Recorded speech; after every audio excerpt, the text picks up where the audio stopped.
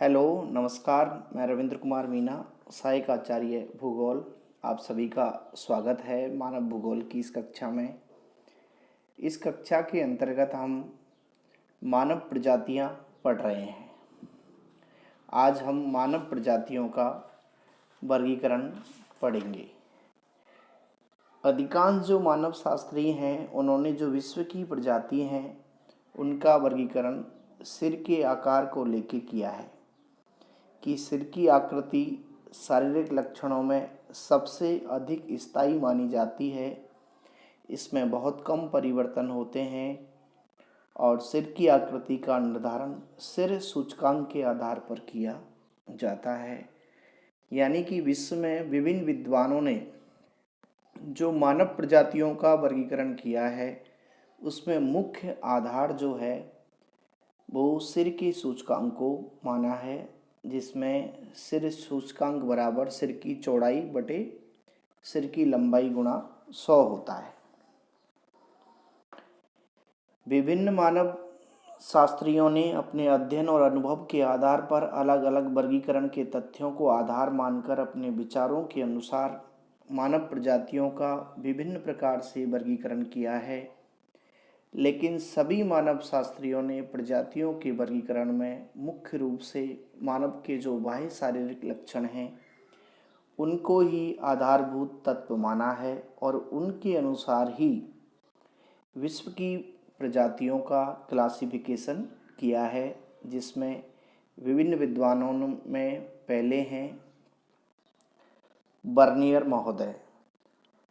Bernier महोदय फ्रांसीसी विद्वान थे और 1684 में इन्होंने ही सर्वप्रथम त्वचा के रंग को मुख्य आधार मानकर मानव प्रजातियों का वर्गीकरण किया और विश्व की प्रजातियों को महाद्वीपों के अनुसार 5 भागों में बांटा, जिसमें यूरोपीय प्रजाति, एशियाई प्रजाति, अफ्रीकन प्रजाति जिसे विशेषतः काले रंग या भूरे रंग की पाई जाती है, लैप के निवासी और अमेरिका एवं दक्षिण अफ्रीका की प्रजाति।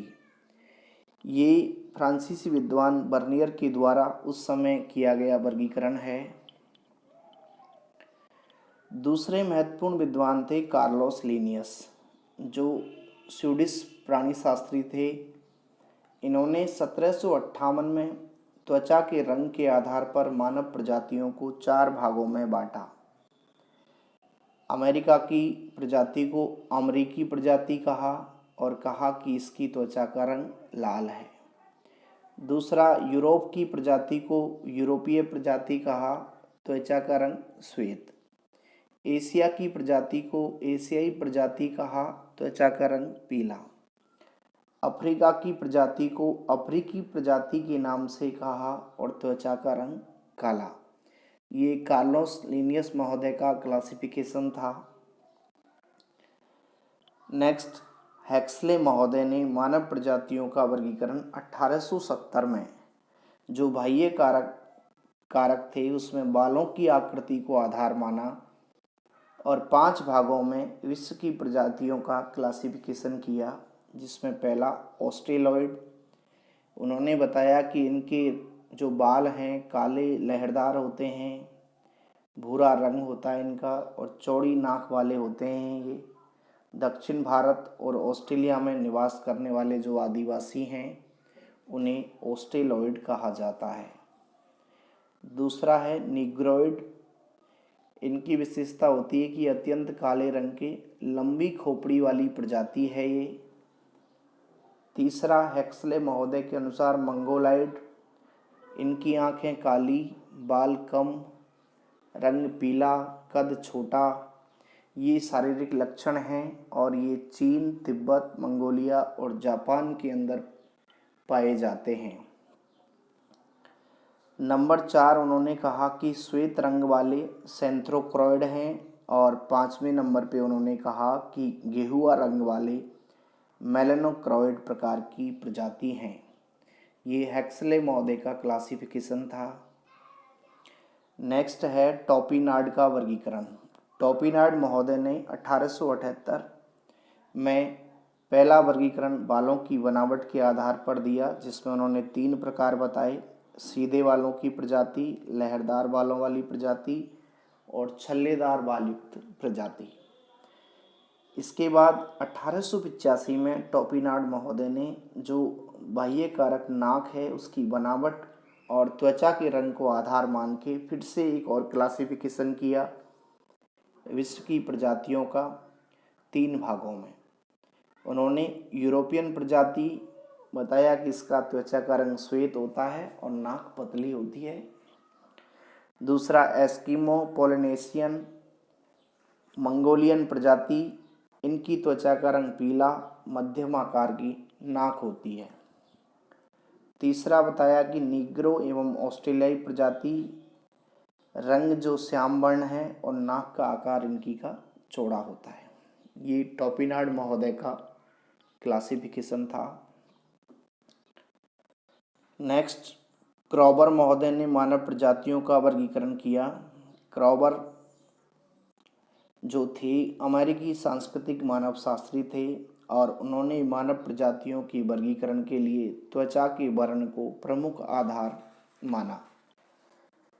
उन्होंने 3 भागों में बांटा: Caucasian, Mongoloid and Negroid. Caucasian को भी 3 भागों में बांटा: नॉर्डिक, एल्पाइन और भूमध्य सागरीय। मंगोलाइड को भी 3 भागों में बांटा: मंगोलियन, मलेशियन एंड अमेरिकी इंडियन। और नंबर 3 पे निग्रोइड प्रजाति को रखा। नंबर 6 पे प्रसिद्ध भूगोलवेत्ता ग्रिफिथ टेलर महोदय के द्वारा मानव प्रजातियों का वर्गीकरण, जो काफ़ी महत्वपूर्ण है। ग्रिफिथ टेलर महोदय ने जलवायु के चक्र और प्रजातियों के विकासात्मक सिद्धांत के आधार पर 1919 में मानव प्रजातियों का वर्गीकरण करके वर्णन किया। टेलर महोदय ने एक सिद्धांत प्रतिपादित किया कि माइग्रेट जोन थ्योरी, अर्थात प्रवास कटिबंध सिद्धांत।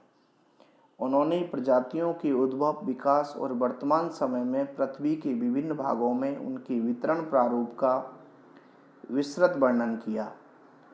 टेलर महोदय ने अपने सिद्धांत में यह प्रतिपादित किया कि संसार की समस्त मानव प्रजातियों की उत्पत्ति मध्य एशिया, अर्थात कैस्पियन जो सागर था उसके पास से हुई है और समय के साथ क्लाइमेट चेंज जो हुआ है, जलवायु परिवर्तन के कारण मध्य एशिया से विकसित मानव प्रजातियां चारों तरफ विश्व में अलग अलग स्थानों की ओर माइग्रेट कर गई, स्थानांतरण कर गई।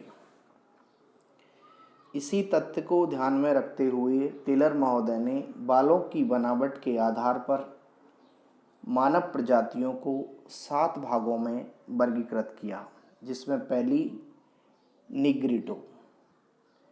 निग्रिटो जो प्रजाति है ये विश्व की सबसे प्राचीन प्रजाति है और सर्वप्रथम इसी जो प्रजाति है उसका उद्भव मध्य एशिया में कैस्पियन सागर के आसपास के क्षेत्र में हुआ है। लेकिन समय के साथ जब अन्य प्रजातियों का उद्भव और विकास हुआ तो निग्रिटो जो प्रजाति है वो यहाँ से स्थानांतरण कर गई। एक प्रजाति जब दूसरे स्थान को स्थानांतरण करती है तो उसके पीछे कारण होता है।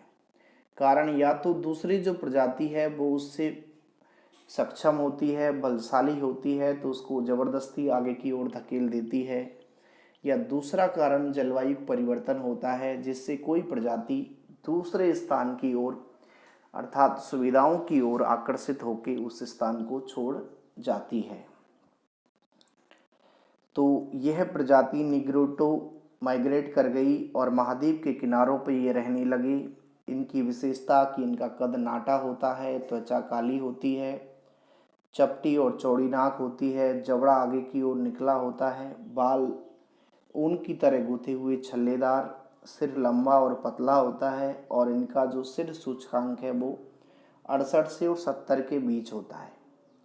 वर्तमान समय में Sri Lanka, Malaya, Philippine, Indonesia, New Guinea, Uganda और विषुवतरेखीय क्षेत्र Congo basin, Cameroon, Andaman Nicobar के अंदर, इसके अलावा जो सघन वन क्षेत्र हैं उनके अंदर निग्रिटो प्रजाति है जो निवास करती है। ये विश्व की सबसे प्राचीन प्रजाति, जिसे टेलर महोदय ने पहली प्रजाति का नाम दिया। दूसरी प्रजाति नीग्रो है। इसका सिर सूचकांक 70 से 72 के बीच होता है और यह प्रजाति जो है वो वर्तमान में अफ्रीका महाद्वीप के पूर्वी भाग, पश्चिमी सूडान, गिनी तट, दक्षिण पूर्वी एशिया के द्वीपों में, पापुआ और न्यू गिनी में रहती है। तो निग्रोटो का जो सिर सूचकांक था वो था 68 से 70 और निग्रो का है 70 से 72। तीसरा है ऑस्ट्रेलाइड।